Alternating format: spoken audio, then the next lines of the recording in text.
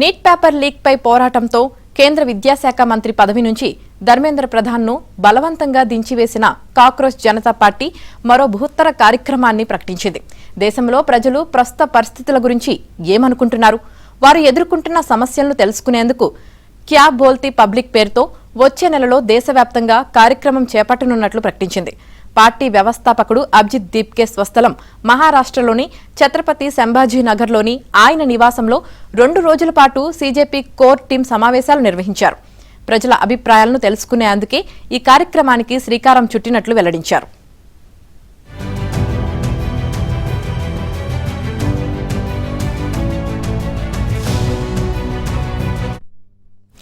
దేశ జనాభాలో ప్రస్తుతం 60% మంది 35 ఏళ్లలోపే వారేనని, వారిని విస్మరించి ప్రభుత్వాలు అమలు చేసే ఏ పథకమూ విజయవంతం కాదని అభిజిత్ దీప్కే అన్నారు.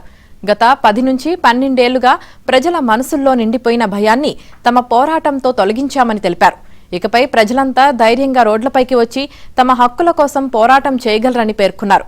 విద్యా వ్యవస్థలో సంస్కరణలు, నిరుద్యోగ సమస్య నిర్మూలనే తమ పోరాట ఎజెండా అని దీప్కే ప్రకటించారు. ఈ సమావేశాల్లోనే పార్టీ తొలి నేషనల్ వర్కింగ్ కమిటీని కూడా ఎన్నుకున్నారు.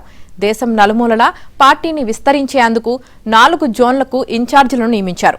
వచ్చే 6 నెలల్లో రాష్ట్ర, లోక్సభ నియోజకవర్గ స్థాయి కమిటీలను కూడా ఏర్పాటు చేస్తామని అభిజిత్ దీప్కే తెలిపారు. నేషనల్ వర్కింగ్ కమిటీలో ఒక తెలుగు వ్యక్తికి చోటు దక్కింది.